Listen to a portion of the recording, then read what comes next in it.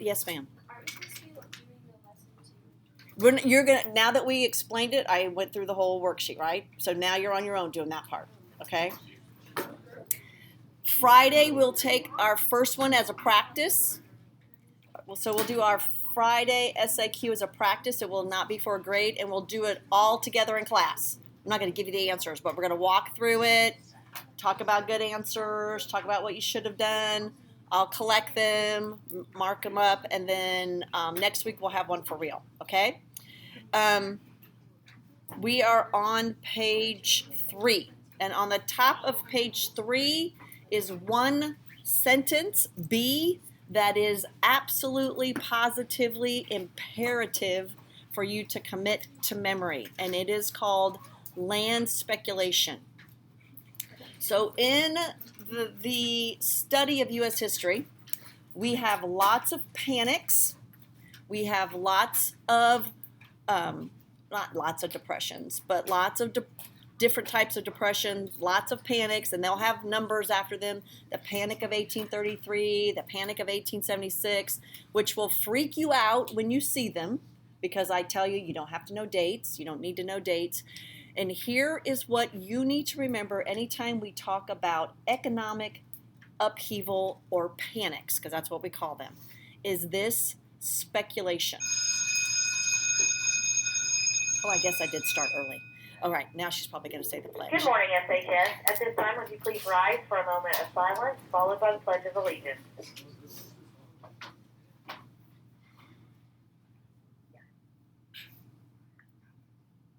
I pledge allegiance to the flag of the United States of America and to the republic for which it stands, one nation, under God, indivisible, with liberty and justice for all.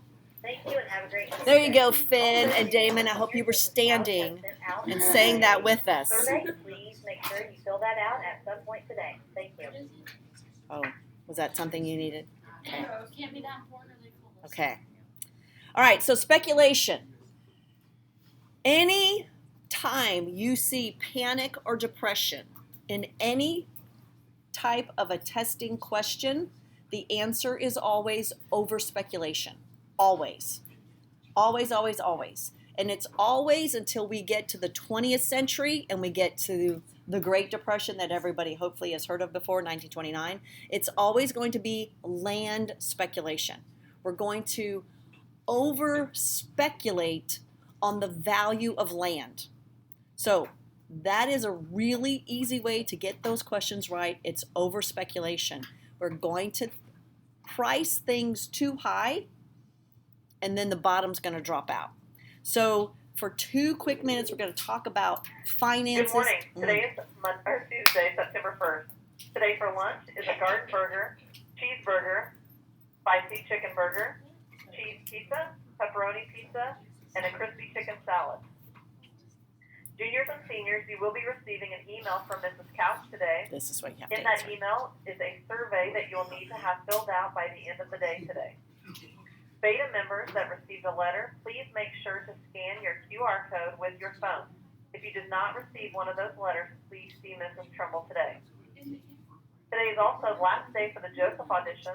Don't miss out on an opportunity to try something new and fun. You only have to sing one song, and Mr. Schmarza will help you out with that.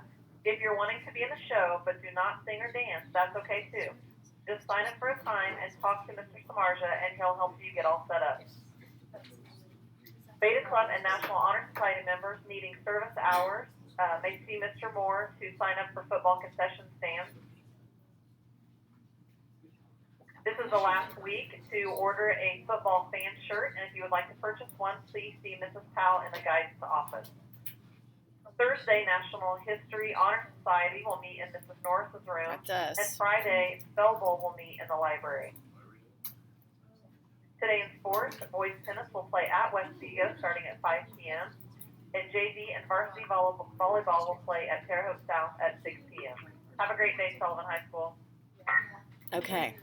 Hopefully everyone was listening. Our History Club meeting is this Thursday. My new people in AP, if you'd like to attend, that's one of the things required to be in History Club is that you're in AP class. It's Thursday during ACT. Just show up, see if you like it, see if you want to be part of it. If not, we will be electing. Last year we kind of, yes. So we'll be electing 2 more juniors that will just move up. So we'll have that. I'll have all that laid out. So Rocco, Randy, Brooklyn, Johnny, if you want to join us, it's no obligation. If you just want to show up and see what we do, what it's about, we would love to have you. Okay? It is a recognized club. Last year we won top 10 chapters in the whole United States of America. So, yay for us. Yay for you guys, because it was all the stuff that you did. All right, so back to land speculation. So what does this mean?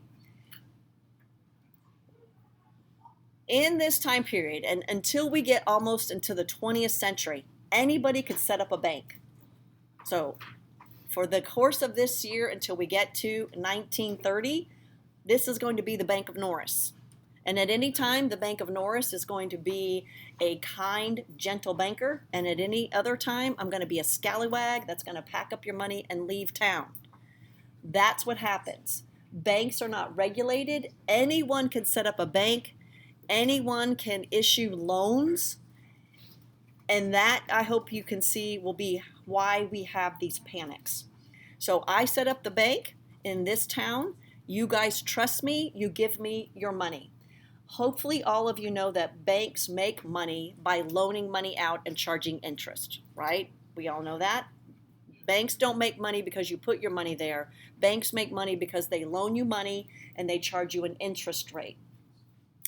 Your goal always as a person borrowing money is to get the lowest rate possible. Mine is always to charge the highest amount possible and to charge you fees and all of those things so that I get money. So you guys have put all your money in my bank. And now I want to start lending it so that I can make money. And so I start lending it out. Now, banks should be good stewards of your money because am I lending my money? I'm lending your money. So when you put your money in a bank, you hope that the bank makes good, sound financial decisions with your money because it's yours. Most of the time in these early days, I'm not making good decisions and I'm speculating on land. So what that means is I have an inside deal that perhaps, and we're way ahead of ourselves, this is not what's happening in the early 1700s, but perhaps the railroad is going to come through this town. I have a friend in the railroad industry, and he says the Trans-Pacific Railroad is looking to build, and I think they're going to go through Sullivan County. So I know that the process for building those railroads is that the railroad's going to come into Sullivan County and buy up land. So I'm going to buy the land while it's cheap. I'm going to buy it. Now, I'm saying me, but one of you guys got that idea. So you come and borrow a whole lot of money from me. I lend it. You tell me the idea. Hey, the railroad's coming through here. Let's buy up all this land. So we're going to buy up all the land. Now, asterisk, side rail off to the side. All of you that watch people that flip houses, all those TV shows, surely everybody in here, if you've not watched one, you've heard about them. One of the things that those people and why they're on a timeline is because they've borrowed money and eventually, usually 2 months is why they always are on an 8-week timeline. They're going to have to pay the first note on that mortgage that they borrowed the money for. They want to sell the house before they have to pay that first note. Those of you that watch those all the time, you already know that's why. If you haven't figured that out, that's why it's usually 8 weeks, 2 months, because that's when that first, so they want to sell that house before that's due. I want to do the same thing. I want to sell that land for a profit before the bank note is due. So I'm Mr. McScrooge, that nice, mean duck, and I buy up all the land. And now I'm going to tell all of you people, hey, you want a good investment. I heard the railroad's going to come through. I've got land for sale. Would you like to buy it? Then you start buying it. Now, 50-50 shot. The railroad's going to come through, we're all millionaires. The other 50 shot is the railroad's not coming through. And now you got a whole lot of land that you can't get rid of and you can't pay the note on. So what do? In 1760, you just walk away. You just walk away.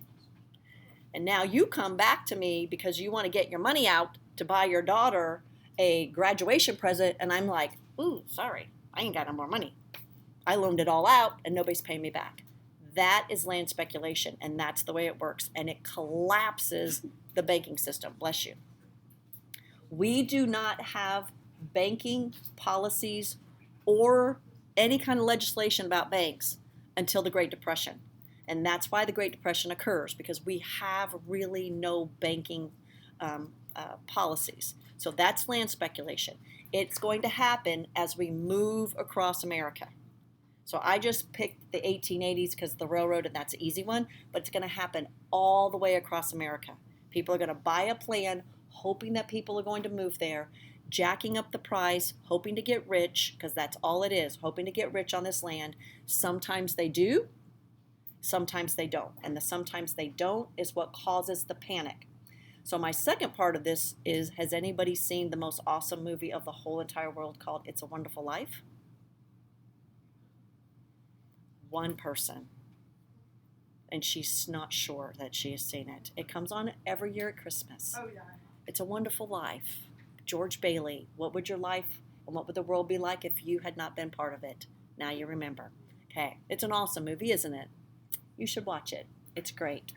One part of the movie, George Bailey owns a bank and loan. One part of the movie, they're getting ready to go on their vacation, and there's a run on the bank, and everybody wants to get their money out at the same time. And when you have a run on a bank, that's when a bank closes. So let's all pretend that we're really wealthy and every single one of us has $100,000 in our bank account right now at this moment. And I just tell you, right now at this moment, ding, I have put $100,000 in your bank account. And all of you at this moment say, Mom, get me out of school. I need to go to my bank and get money out of my bank account. There is a limit to how much money you can get out every day. Now, some of you might have that on your card because you've said it like, ooh, make sure I don't get any more money. But for those people that don't have their preset limits, the bank sets a limit. And sadly, I kind of know what that limit is because went to buy our hardwood floors and was going to run my hardwood floors through my debit card, and it was declined. Because it's just like using your debit card like that is just like getting money out. And they're like, you can't. I'm like, there's money in there. I call and the little lady goes, you're going to have to write a check because you can't get that much money out in one day. Now, many of you think I can't get that much money out because they just don't want me to have that much money out. But it's because the bank sets a time or an amount that you can do because the bank doesn't have that much money. So speaking of that very smart man that tried to explain math to Sophie this morning, he is a very smart man because he knows if you're going to rob someplace, you should not rob a bank because banks don't really have that much money. It's why when bank robbers rob, they don't get much money, $2,000. That's really all they get. Mr. O'Brien knows who you should rob, and that would be Walmart. Because where's all the money? It's at Walmart. So please don't rob the Walmart. If you do, I will say that Mr. O'Brien said it, but he's got it all worked out. Any of you got a scheme, he's got it all worked out, pretty much down to what time you need to be at the Walmart to get the money. But banks don't have that much money. And again, because we don't have solid banking systems, that's going to cause panics. So anytime you see the word panic, this is a conversation that you need to remember. It was about over speculation of land, all right? It is going to make a lot of people wealthy, but it's going to create a lot of panic, a whole bunch of panic. Manufacturing, secondary to farming. Our main source of income is through farming.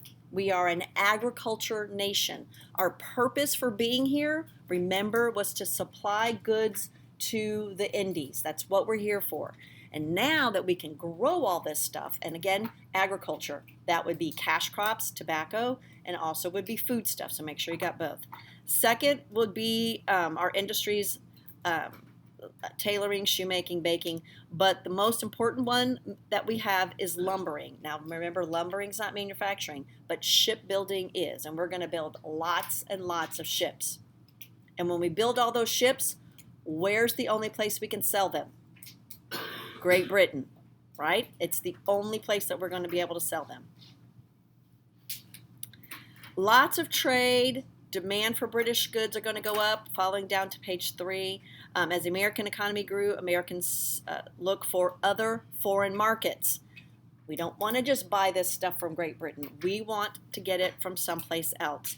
And we look down to the French West Indies to get stuff from France. So, really quickly, not going too deep into European history, but if we can think about Britain and France, Britain is the Walmart, France is the Neiman Marcus. And so we want good stuff.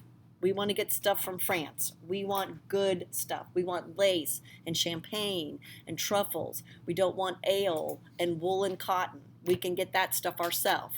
So as a result, on this page, D2B, the Molasses Act, again, starts our long journey in U.S. history with these weird acts that don't tell you what they are unless you get one, that molasses is attached to rum.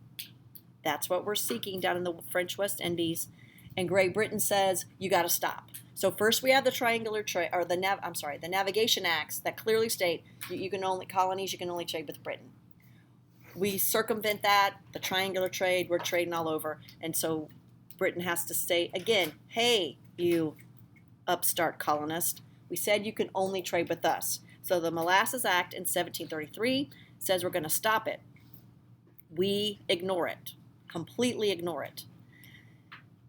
The reason that we can completely ignore it is Britain is involved in a whole lot of stuff going on in Europe.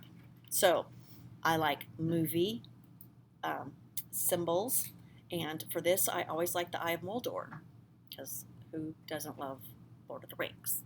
So the Eye of Mordor, British Parliament, is fixated on Europe, and they just leave the 13 colonies alone. And they're going to leave the 13 colonies alone for a really long time. It's going to be called salutary neglect. And salutary neglect allows us to establish all this awesome stuff, the House of Burgesses, town hall meetings, trading systems, and we're going to virtually stand on our own by ourselves for a really long time until that Eye of Mordor switches back and say, oh, a little too big for your britches, and wow, you guys got really rich. You got really, really rich while we weren't watching. This is the story that I was talking about a couple weeks ago when your older siblings go off to college and then come back home and wreak havoc in your house because they've been living by themselves, doing what they want, and now all of a sudden they've got authority and supervision. That's what's going to happen to the colonies. That's what's going to cause this rising up to happen. Transportation, horrible, awful. We don't have it. Poor by road, almost all of our population, please highlight E2, located near rivers. If you can remember all the way back from world history, civilization started in river valleys, we're still doing the same thing. We're living by water. We're living by easy to navigate waters, which I would bet to my Miram peeps, there was a Miram before there was anything else. Now there's nothing there. I don't know. Yeah. Morgan, are you a Miram peep? Yeah. Like if you want to film a movie and not have people in it or cars, go to Miram. There's never cars in Miram. But that would be my guess, that Miram was here before Sullivan, that Vincennes along the river, Terre Haute along the river, all of that river valley makes sense. Let's also, because will be a question that will trip you up, E3, taverns. Please do not think of a tavern like Runts. That's not what a tavern is. Think of more like a tavern like Applebee's or TGI Fridays. There's a bar, there's food, people gather, and we talk. Upstairs, people sleep. It's not like what we think of a tavern here. People don't go there to drink and get drunk. People go there to eat, to talk about, and eventually what's going to happen is to talk about politics. That's eventually where we're going to be led with taverns. So please don't misconstrue because the word tavern in Indiana means a bar, that this is what this is. It's more like a restaurant, bar, hotel. You can do all of those things. Yes. See, you guys have Runts in your head as a tavern, or whatever. What is it? That's not Runts anymore. That hasn't been there for a long time. Diamond. Okay. It's not a diamond. It's not. It is a gathering place for people to converse. And we got a post office. Postal system will begin in the 1700s, and that will be very vital as part of our movement towards, what time do we got? 45. Okay. All right, religion, state of religion. Only 1 in 7 Northerners were church members. I hope that surprises you. This whole idea of this very religious colonial group of people, not so much. Even less in the South going to church. Toleration comes in a large part due to non-church members. Our 2 issues are dissenters and religious style, and we'll get to the Great Awakening in a second. So our different religious groups, and again, this is kind of something you need to make sure that you know. The Anglican Church is the Church of England, and it is supported by people's taxes. When we get to the Constitution, one of your assignments is going to be going through those Bill of Rights and finding all the reasons why these things are included, like the fact that you don't have to house the army in your house. I think if there was anything that everyone could agree that, hey, we could probably remove from the Constitution, it would be the Quartering Act, that in the Bill of Rights, you are guaranteed that you do not have to house and quarter but soldiers, which I don't know that any of you probably know that's in the Constitution, that you don't have to do that. If the army comes knocking on your door, you can say, no thank you, close the door. But there's a really important reason why that's part of our Bill of Rights. The same as that churches are not tax supported. And it's because of the fact that people had to pay taxes to support a church that they did not attend or they did not believe in. And that's the Anglican Church. It is, please look at B1A, official faith. That means it is the faith of that state. And it again is another reason why we have this separation. It is the official faith in Virginia, Maryland, North and South Carolina, Georgia, and part of New York. It was a branch of royal authority. Because who is the head of the Anglican Church? The king. Or at that point, yeah, it's still the king. Faith less intense, weakened by lack of a bishop. And top of page 4, we will have another college, the first college in the South established to train ministers, William and Mary. Then we have the Congregational Church, bless you. So the Congregational Church is going to be in New England. That's the Puritan Church, the Congregational. Initially, all citizens, regardless of faith, supported the church through taxes. Then we're going to have the Presbyterian Church. It is not an official religion of any of the colonies, but most of these Presbyterians are going to be in Western North Carolina. And then we got the Quakers. And the Quakers are going to be in Pennsylvania, New Jersey, Delaware, and Rhode Island. Note, not mentioning at all the faith of Catholicism. Still not wanted in this place. Number 5, Jews. First Jews will arrive in the mid-17th century, and they're going to be in Rhode Island, New York, Pennsylvania, Maryland, and South Carolina. And in South Carolina, they're going to be in Charleston.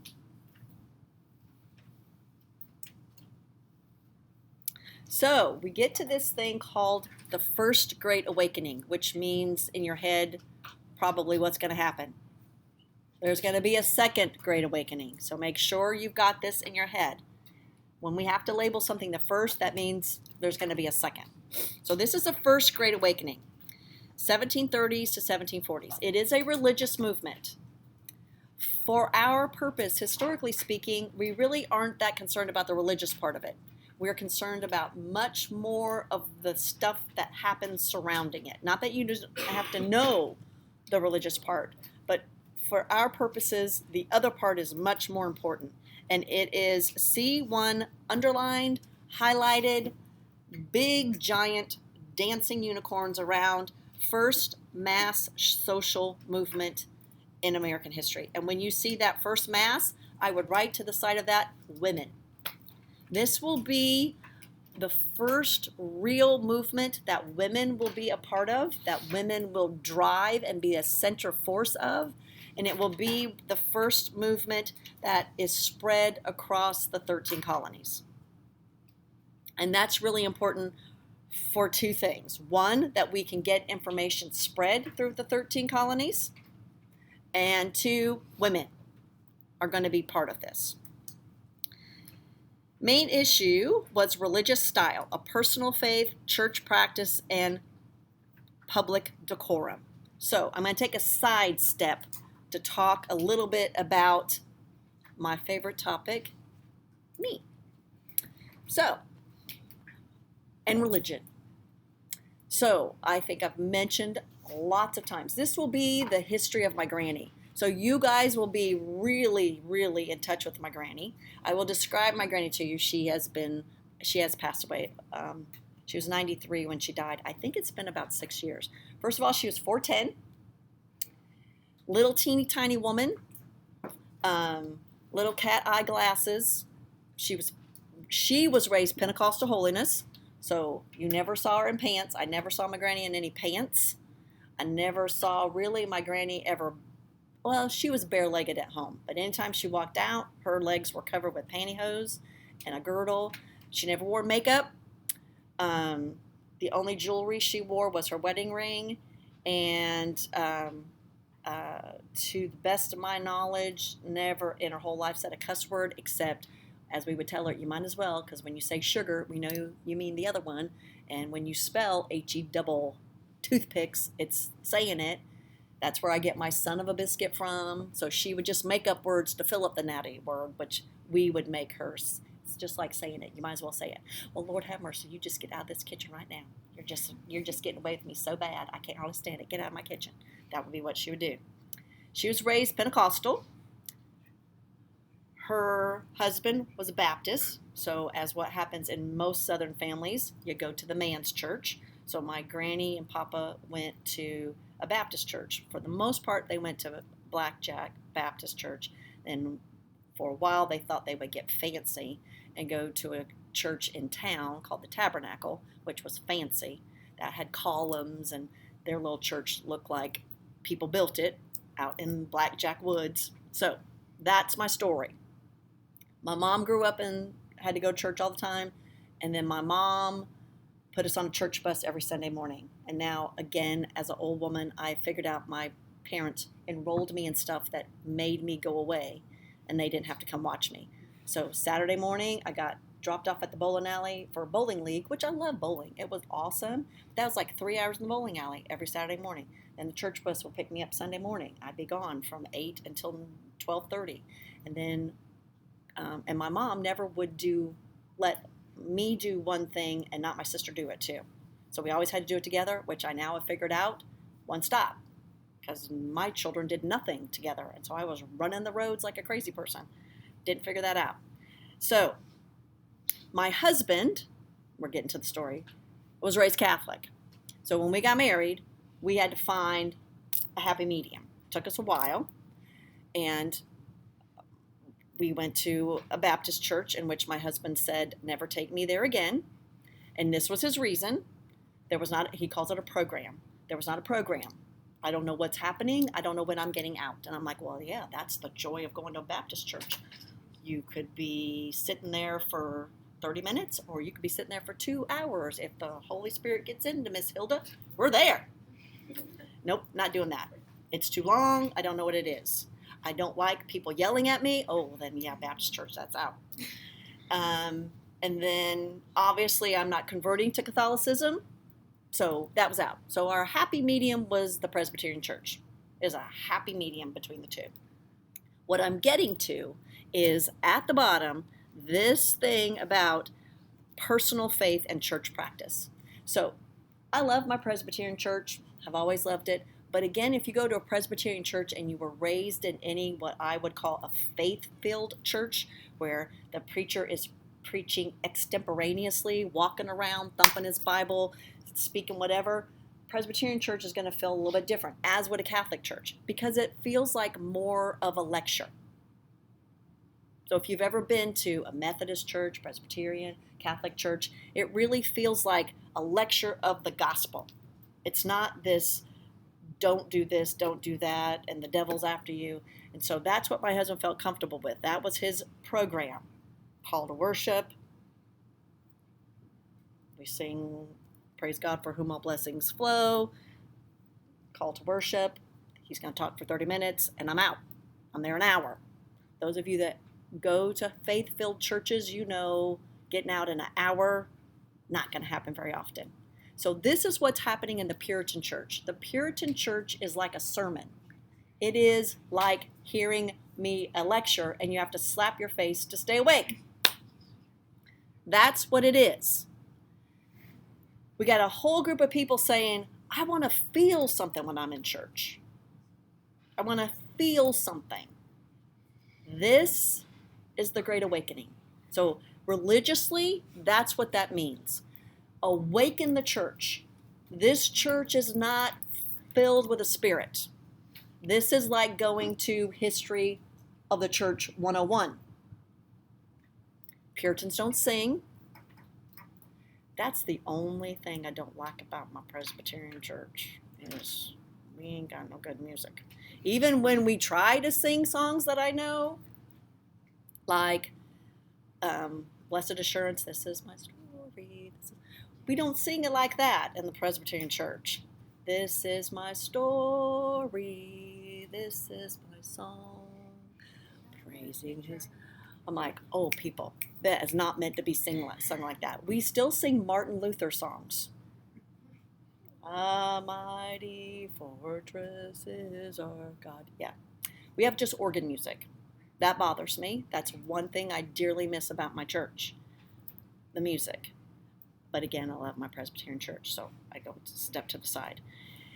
I probably shouldn't be talking personally about that, but it is tying in with the lecture that I'm trying to make a point that faith was not filled with any meaning. It was as if you were going to a lecture. And these Great Awakening people said, that's not what this is supposed to be. This needs to be some kind of spirit. So on 4, Great Awakening was a reaction against elaborate theological doctrines. Think lecture. If you've ever been in a congregational church, it's very weird. And maybe, I don't know, depending on what movies you watch, you might have seen the churches, or if you go to any place like Boston, so if that's the pews, the minister walks up and talks from a thing way up high. Like I'm up high looking down on you, which again is really different.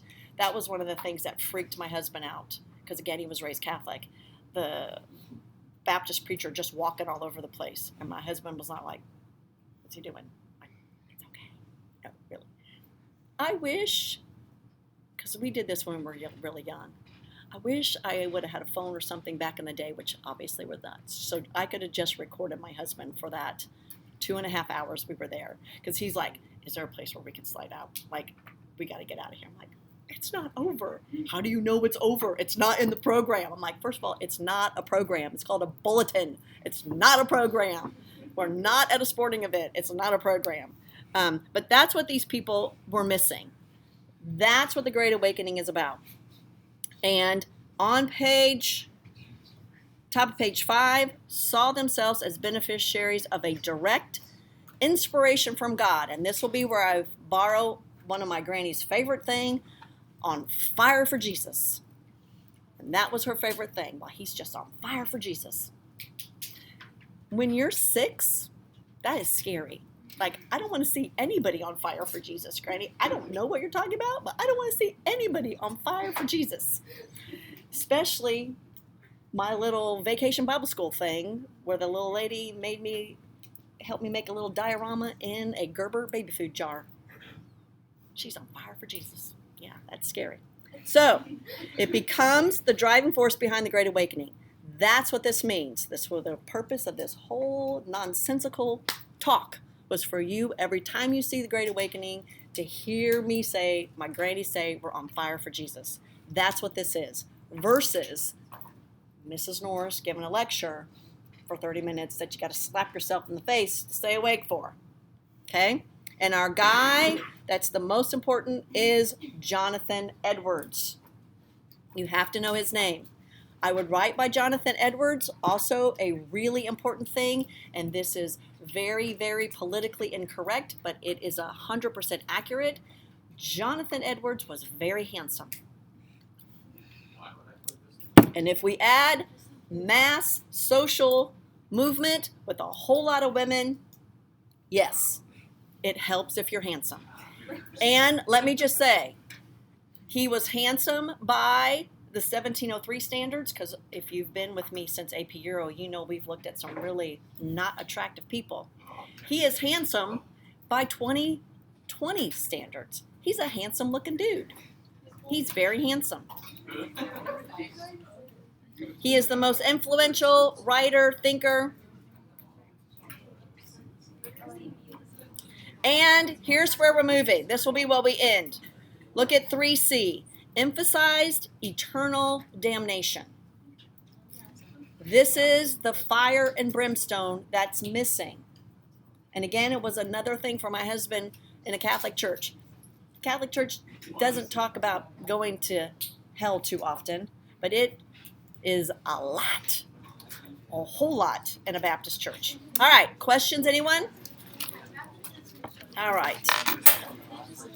I love the guy. I can't remember his name.